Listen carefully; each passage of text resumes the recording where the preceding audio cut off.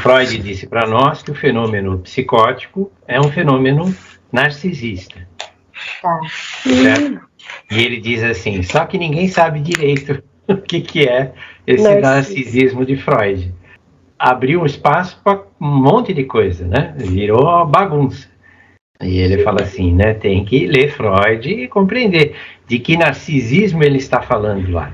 E essa distorção que aconteceu, vamos dizer, né, depois da morte de Freud, ela só foi aumentando e se distorcendo mais, cada vez mais.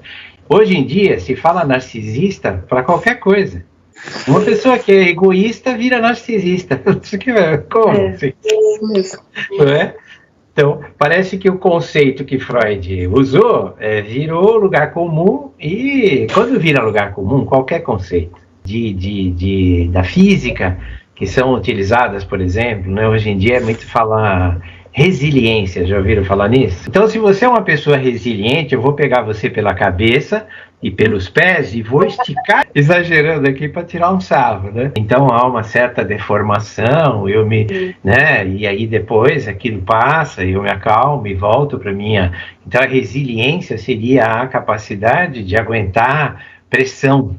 Se fala isso muito nas empresas, né? Porque as empresas, elas pressionam muito as pessoas. Explica. É aquele cara que aguenta a pressão. Assim, né? Aguenta a pressão até onde? As pessoas são muito diferentes nesse quesito de aguentar pressões ou desvio do dia a dia. Então você começa a falar, fulano é um fulano que só pensa nele mesmo, então ele é um narcisista. Na verdade ele é um egoísta, né? E por que ele é egoísta? Porque ele está muito voltado para si mesmo, para o próprio ego. Então será que a psicose é isso? É isso que o Freud estava falando quando ele fala do Schreber. Ele fala assim, há alguma coisa que retorna para o ego e dá um fenômeno narcisista. Veja, porque a primeira fase da criança é aquela fase que ela nem sabe que é separada da mãe. Aí ela descobre que ela é ela, separada da mãe, tem suas próprias vontades, seus desejos, tá certo? Só que como é que ela vai cumprir essas vontades e esses desejos? Ela vai cumprir isso através dos objetos. Sim. Tá certo? Através do mundo. Então, o que acontece é o ego, que é inicialmente narcisista, se torna objetal. Ele se refere ao mundo. A libido vai para os objetos, vai para fora. Porque os objetos é que devem cumprir as minhas necessidades. Diríamos que no início eu achava que eu me bastava. Então, o que é que o Freud está dizendo quando o psicótico tem um fenômeno narcisista? Ele tem um fenômeno de retorno da libido. A libido, ao invés de ir para os objetos, ela retorna para si mesma, dentro do próprio ego. Essa é a frase bastante importante, né? Quando Freud explica, que foi aquilo que ele estava falando, né? Que o delírio por uma regressão narcísica da libido. Então, a libido sai dos objetos e volta para o ego, né? Uma regressão. E ele fala, né? No ponto onde ele chegou, né? O desejo, né, que tem que ser reconhecido num delírio, se situa num plano bem diverso do desejo que tem que fazer-se reconhecer na neurose. Ele está diferenciando para nós, né, o que acontece na neurose e o que acontece na psicose. Onde é que o desejo vai? Ou ele vai para os objetos e vai trabalhar lá fora, né, e aí eu preciso interagir com o mundo e com os objetos do mundo, né, e falar sobre isso. Então eu vou ter dúvidas ou eu vou ficar dentro do meu próprio ego. Trabalhando com os objetos que já estão no meu imaginário, que são rígidos, objetos mais fixos, e onde eu vou ficar lá discursando sobre eles. Então ele diz assim, quando nós observamos os fenômenos, a impressão que dá é que está invertido, é o contrário. Quando ele fala da flor, é interessante o que é uma sépala, né? Mas se você não sabe observar o fenômeno, você vai dizer que aquilo é uma pétala. E ela não é ainda uma pétala. Ela é primeiro uma sépala, né? Inclusive muitas vezes ela nem tem a cor da flor ainda, né? Ela é verdinha e tal. Depois ela vai se transformar numa pétala. Ele diz assim: se você olha o fenômeno, você se perde. Quando é que você consegue, de fato, compreender aquilo que está acontecendo? Quando você tem uma visão completa, uma visão do todo. Não daquela etapa onde, por exemplo, a flor estava começando a nascer. É apenas uma etapa do processo como um todo. O que interessa para Freud e interessa para nós são os fenômenos de rememoração. Do que ele está falando aí? Se eu olhar o fenômeno agora, é a mesma coisa que olhar a planta crescida. Eu não vi o que aconteceu antes. Vocês ficam lá perguntando da infância. Eu não lembro nada da minha infância. O que me interessa é hoje que eu tô ferrado, né? Fico passando mal e tenho lá meus problemas. Amigo, tá bom, hoje você é uma árvore crescida, mas coisas que estão se manifestando agora, que você é adulto, tiveram origem na sua infância. Então, ele fala assim, é disso que o Freud está falando. Ele está falando assim, não adianta querer olhar só o que está acontecendo agora. Se volta, muitas vezes não volta à memória propriamente dita, né? Você não vai lembrar disso, mas voltam os sentimentos que você teve naquele momento onde aquilo te afetou. Você teve muita raiva, então a raiva fica circulando. Você teve, né, muito nojo, o nojo fica circulando. Né? Você sentiu, foi afetado, então esses afetos ficam circulando e ficam mexendo com você quando você é adulto. A memória propriamente dita pode ser que ela nunca... Por que se fala tanto de defesa? Porque se considerava que as histéricas estariam fazendo fenômenos de defesa. A lembrança do trauma, não quero lembrar o trauma, então eu tenho sintomas que são sintomas de defesa. Né? Aí a Ana Freud vai, né, depois do Freud, discorrer lá uma centena de formas de defesa. Né? Então ele diz assim, mas... né, vai revelar alguma coisa lá do trauma, se eu descobrir, tipo assim, né, a defesa X corresponde ao trauma Y. Ele fala, não, né? Então fica uma coisa meio, né, então vamos fazer um ego mais forte, que aí vai dar na psicanálise do ego, porque um ego mais forte vai saber lidar melhor com as defesas. Veja, é um conceito bélico, né, defesa. O efeito que é gerado é um efeito de... você vai esconder mais o sintoma. E recua momentaneamente, porque você dá uma escondida nele, né? Você dá uma brecada nele, mas daqui a pouco ele aparece de novo. Então, no caso do psicótico, isso nem é aventada a possibilidade, não é feito esse trabalho de reforço do ego. Até lá que ele vai comentar, ele vai falar assim, o risco é você obter um psicótico, né? Que é ego mais forte do que o ego de um psicótico? É um ego fortíssimo. Para resumir a psicose ao fenômeno, né, que é mais marcante no caso, né, que é a coisa de criar uma nova raça com Deus, né, que é só dele. Não, ele diz assim, isso é uma parte da coisa, mas não é a coisa toda. O que ele está lançando aí, né? Que ele está começando a montar a base para dizer qual é a estrutura que está por trás do fenômeno. Ou seja, o seminário, esse seminário 3, é o seminário onde ele está introduzindo o significante. E o significante é a base de uma estrutura.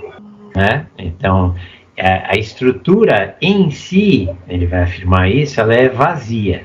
Ela tem o quê? Ela tem um arcabouço, ela tem, né, pilares.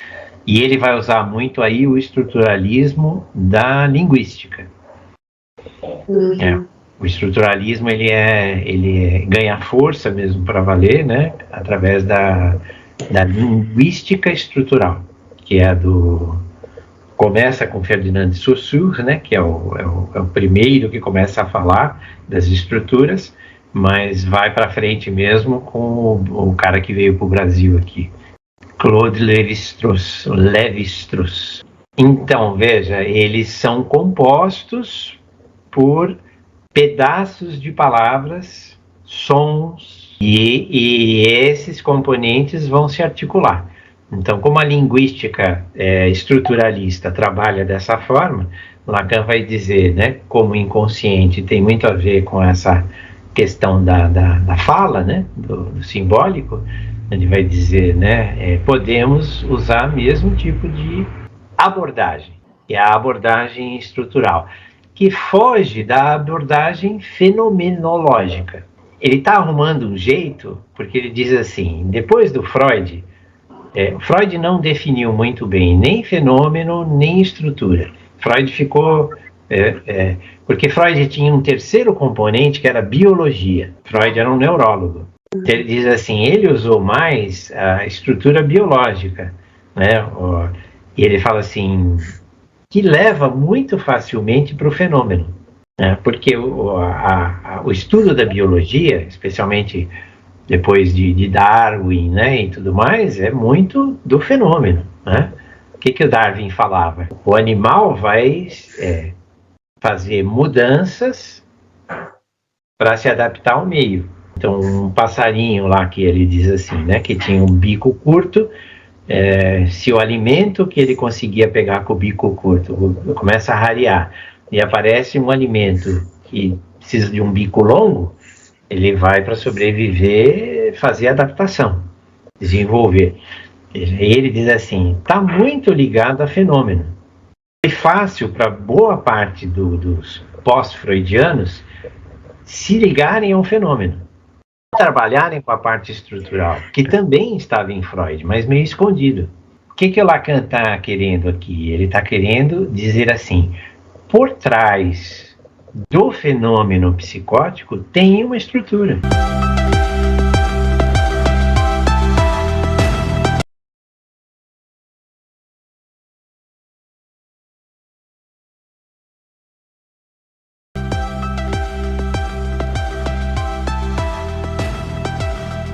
Uma coisa que ele fala, né? Tem uma riqueza de detalhe, né? Ora é uma coisa, ora é outra, né? O Deus que está longe, o Deus que está perto, as almas que fazem isso, daqui a pouco as almas fazem aquilo. Ele fala assim, será que ele conseguiu descrever uma coisa, né, exata disso? Muito provavelmente não, né? Veja, então, aí é a parte mais interessante desse texto, além do histórico, né, para a gente ter uma noção de tempo, é essa questão sobre as palavras, que ele diz que foi muito mal interpretado, né, quando Freud fala, né, das palavras que têm o sentido e o inverso, né.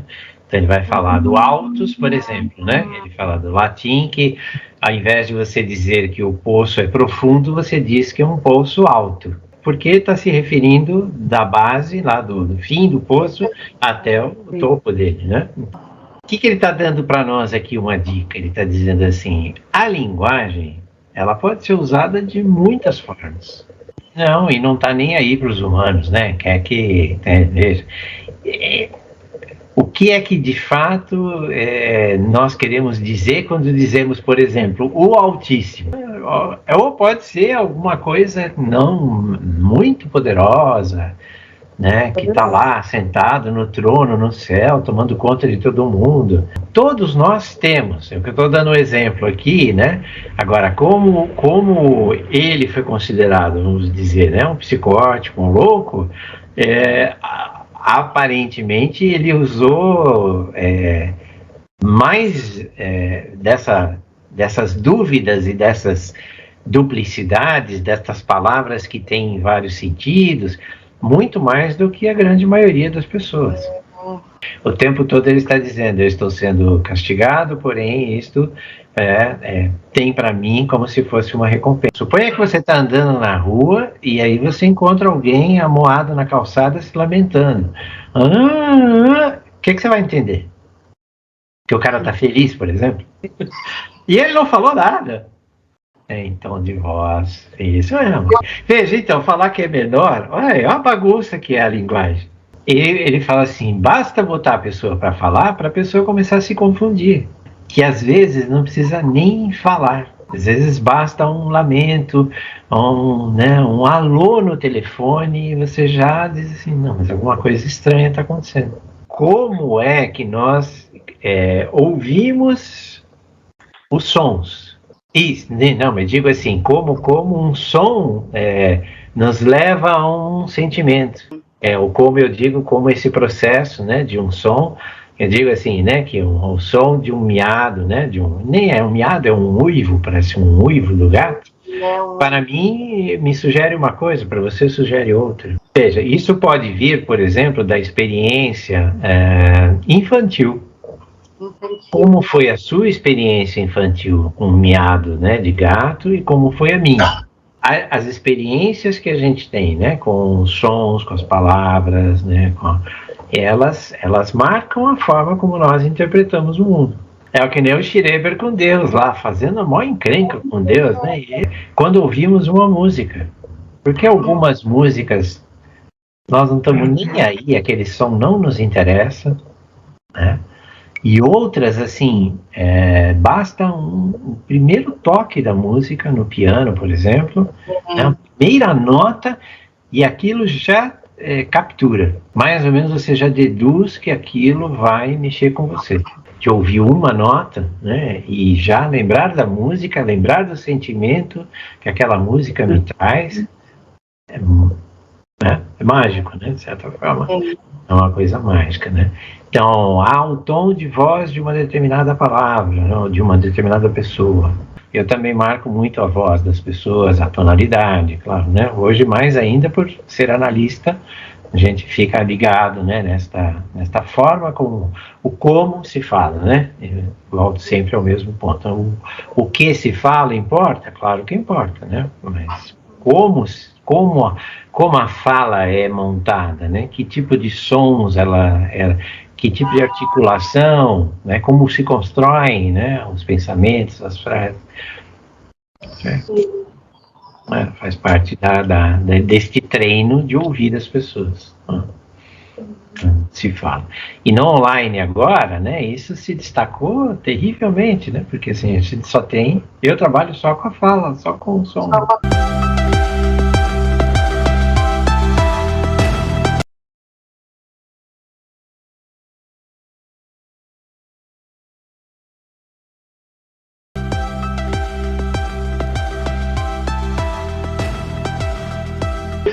Tá, existe uma equivalência simbólica, sim, exatamente, é isso, né? Então ele fala, tem muita coisa que está determinando, né, como nós vivemos nossas experiências, né, e como nós reencontramos essas experiências. Sim. Ele fala, né, desse fato da realidade e da irrealidade, né? Então ele fala assim, há sempre um sentimento, se de fato eu estou pensando aquilo que me aconteceu ou se eu estou produzindo alguma coisa nova. E que fica, né? É isso que o Lacan está dizendo aqui. Você tem certeza de tudo que você pensa? Certeza, eu não lembro, mas eu tenho certeza que alguma coisa aconteceu, né? Que, esconderam de mim X coisa e tal, não sei o quê. Assim, tá. Se você tem certeza, fala do que aconteceu, né? De que você tem certeza. De fato importa se aconteceu ou não. Enfim, né, ele fala assim, essa Martellier, como é que é o nome dela que ele fala aí, né? Ela é aquela figura que está no quadro, agora esqueci o nome do homem lá, que ela está da Revolução Francesa, Montpensier, senhorita Montpensier, que ele fala da história da Revolução Francesa. Será que ela realmente estava lá? Entrou para a história da França como uma revolucionária, como, né, uma libertadora. Será que, de fato, é? Ele diz, o psicótico, muitas vezes, ele dá uma saída tão radical, né, que ele se separa dos outros. Então ele ouve coisas, aí ele até brinca e fala assim, né, pode ser, pergunte, né, se ele está ouvindo alto, se ele está ouvindo baixo, se ele está ouvindo pelo ouvido, pelo estômago, né, ele fala assim, faz diferença, né, é meu coração que fala comigo. Agora, o fato dele estar ouvindo coisas que só ele ouve, ele diz assim, não podemos dizer que isso é um fenômeno que não acontece com os outros, porque acontece com todo mundo. Tá certo? Todo mundo ouve vozes, mas em geral são vozes da própria pessoa. Né? E o psicótico relata normalmente que são outras vozes. É alguém diferente falando com ele, dando ordens e coisas. Então ele fala assim, tá, aí a gente tem que... Né? A história da plantinha que eu sempre brinco, né? Ah, doutor, eu falo com a plantinha. Tem problema, pode falar, né? Se ela falar com você, você me procura. Seja, então, porque o psicótico, que era o momento lá do Lacan, todo mundo dizendo isso, né? Não, vive fora da realidade, constrói castelos nas nuvens. E aí ele falou assim, e quem é que não faz isso? Todo mundo faz. Eles fazem de uma forma muito diferente, muito exagerada, né? Com vários fenômenos simultâneos acontecendo na linguagem, no pensamento, nisso, naquilo. Então vamos ver o que é que está acontecendo aí. Né? Não tem como tratar essas pessoas. Ele dizia, tem sim. Não é a mesma técnica dos neuróticos. Vamos fazer isso de uma forma diferente. Como, por exemplo, o tratamento de crianças. Tem psicanálise de criança, mas não é a mesma psicanálise do adulto. Os recursos são diferentes, a criança não está verbalmente tão desenvolvida. Então, vamos usar outros recursos, vamos brincar com a criança, vamos pôr ela para desenhar, usar jogos, usar bonequinhos para interpretação. Falta alguma coisa para o Freud dizia faltava, e ele diz assim, não falta, mas entrou no tempo errado. Alguma coisa que deveria ter acontecido num determinado tempo, não aconteceu naquele tempo e aconteceu num tempo diferente. Que a criança começa a ter contato com a linguagem mais completa, com a linguagem mais estruturada. Então aí você vai dizer assim, dentro da neurose, o mais difícil é talvez saber, é mais uma histeria, é mais uma obsessão, é mais uma fobia. Então esta subdivisão, né, do que nós chamamos de posição subjetiva, né? Como é que a pessoa está em relação a como ela se refere a este outro. Basicamente, o histérico, né? Este outro me faz sofrer. O obsessivo, este outro me enlouquece. Me faz ter muitos pensamentos. O fóbico, né? Este outro me ameaça. Certo? Então, são 3 posições que aí se diz assim, e de vez em quando vem uma misturada. Aí você toma. Agora, neurose e psicose, é isso que eu estou falando para vocês. Não é tão difícil de distinguir. A não ser que sejam as pessoas que hoje são consideradas borderline, né? Borderline é aquele que nem é totalmente neurótico e nem é totalmente psicótico. Ele fica neste... Tem hora que ele parece assim, você conversa com ele, você fala neurose, talvez até uma neurose histérica, porque, né, o outro traz muitas questões para o sofrimento dele e tal, então tem cara de histeria, né? Mas de repente, numa determinada sessão, ele dispara a falar e não te dá nenhum espaço. Aí você diz assim, poxa, mas não estava lá na neurose? Ou ele simplesmente desaparece. Não dá mais notícia. E ele está introduzindo para nós aqui, porque ele vai falar do significante, então ele quer dar, vamos dizer assim, né, as primeiras dicas de como é que o significante funciona lá dentro do inconsciente. Então ele fala, primeiro, não tem uma coisa pré-programada, nós não temos um controle sobre isso. Eu não controlo exatamente, quer dizer, eu estou falando aqui, mas você vai dizer assim, eu escolhi as palavras conscientemente para falar? Não, vai saindo, né? Não tem esse controle que é o controle que dá a impressão de que nós controlamos o pensamento. De certa forma, nós somos controlados pelo pensamento. Mas você consegue, mesmo que você diga, eu vou pensar nisto, você consegue saber exatamente o que você vai pensar? O processo é um processo que acontece sem a nossa interferência, né? E aí ele vai dizer, por que nós não controlamos? Porque de fato isto está acontecendo através de um outro, que é este grande outro. Que a linguagem, ela não é exatamente um domínio meu.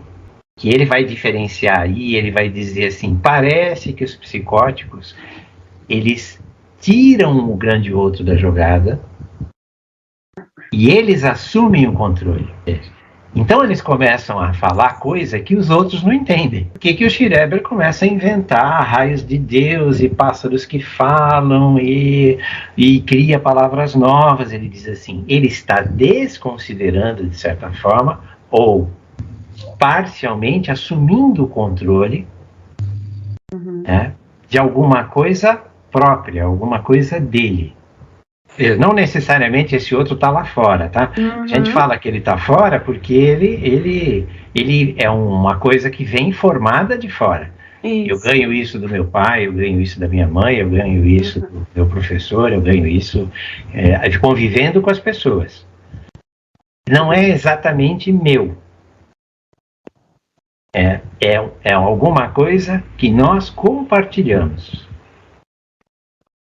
Só que no caso da psicose, ele diz assim, há um fenômeno que quebra esse compartilhamento. Deixa esse simbólico, que seria o grande outro, um pouco de lado.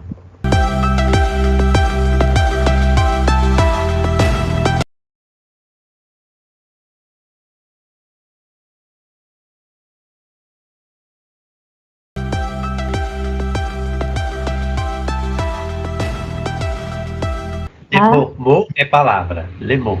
A palavra me falta. Alguma coisa e fica com a palavra suspensa, então você fala, a palavra me falta. A palavra me falta ainda, tem muita gente que usa, mas o sofá das conversas desapareceu. Virou só uma poltrona. É o que é um armistício, o que é um... aí eu não lembro exatamente. Tem uma diferença da expressão, mas ele vai explicar. Quando você realmente se interessa pela língua, né? Eu, por exemplo, sempre fui muito interessado pela língua, acho que vocês também de alguma forma, né? Porque não é por acaso que se interessa pela psicanálise, não é por acaso, né? Que as palavras, elas ganham uma certa dimensão que, para a maioria das pessoas, são apenas palavras. Elas vão usando, né? Elas vão, né? Eu lembro que eu fiz o cursinho para me preparar para a faculdade, para o vestibular, né? No Ângulo. E tinha um professor de português e ele entrava na sala para dar aula, ele escrevia uma frase na lousa e dava a aula inteirinha analisando a formação daquela frase. Por exemplo, Lacan faz isso com superstição. Vem de superstício, né? Que eram as pessoas que ficavam rezando, pedindo a Deus para que os descendentes pudessem vir a sobreviver. O que o Lacan está introduzindo para nós? A significação e o significado não são fixos. Você lê o texto do Lacan, você lê aquela frase do sentido, eu li umas 30 vezes, eu desisti, eu falei, isso aqui não deve ter sido traduzido que nós. Porque dá para entender que ele está querendo dizer, por trás de tudo isso, de que o significado e a significação não são fixos. Ele vai dizer, o significante é uma coisa e o significado e a significação outra coisa. Ele separa. E o Sr. Schreber criou ainda um troço dele. Ele diz assim, como cada pessoa vai sentir a sua própria experiência. Não há duas iguais. Eu não consigo falar sobre, sei lá, né, a morte de alguém, é muito traumático para mim, porque a pessoa morreu assim, morreu assado e tal, não sei o quê. Assim, tá. Então, né, fala um pouquinho só. Hoje você fala um pouquinho, amanhã você fala outro pouquinho, depois você fala outro pouquinho, né? Porque assim, se mergulhar demais naquilo, o que você está dizendo, é muito dolorido, né? Uma coisa. Né? Mas eu preciso falar disso em algum momento. Eu falo, então vamos né? Falando um pouquinho hoje, um pouquinho amanhã, um pouquinho depois, né? Para que você vá, né, podendo falar com isso. Então nós vivemos num mundo de significado e significação. Porém, compartilhamos isso parcialmente. Já começou por aí, a confusão já não precisa nem do outro para ter uma confusão. A confusão já está com a gente mesmo. Pode ser isso, pode ser aquilo. A própria estrutura gramatical que a gente fala e sem sentir que está usando uma estrutura gramatical, já a composição de uma frase, né, os tempos verbais, em que lugar a palavra vai, isso é tudo um código. Ele diz assim, as palavras que nós usamos, elas não têm uma materialidade ligadas aos objetos. Bom, superstição é o exemplo que ele dá. Qual é o objeto de superstição? Ele diz assim, não tem materialidade. No entanto, elas se referem a alguma coisa que acontece no mundo. Tá certo? Uma pessoa supersticiosa é aquela que tem medo de que o pensamento do outro venha influenciar no meu pensamento, ou que o meu pensamento possa, de repente, né, criar situações na vida de outras pessoas. Então, superstição. Eu não atravesso, né, embaixo de escada. Tá certo? Isso a superstição é uma força de pensamento. Representa alguma coisa do mundo real? Sim, porque inclusive pode mexer com a atitude da pessoa. Mas não tem uma materialidade, não existe um objeto chamado superstição. Existem objetos supersticiosos. A escada, por exemplo, é um objeto. Mas a escada é a superstição? O nosso inconsciente, ele tem uma plasticidade, ele não usa essa palavra aí, mas eu vou usar, né? Uma coisa plástica, uma coisa que se deforma, se modifica. Ainda bem, porque nós podemos fazer a psicanálise em cima disso. Um som, uma palavra, alguma coisa que pode ter ficado lá, né, recalcada, que mexe com a pessoa, nós podemos trabalhar em cima disso e fazer com que alguma coisa se desloque, né? Crie novas conexões, ela se movimente. Ele diz assim, se é possível compartilhar, é possível modificar. É possível tratar. Só que ele diz assim, não adianta ficar tentando tratar o ego, né, que é a parte que está mais para fora.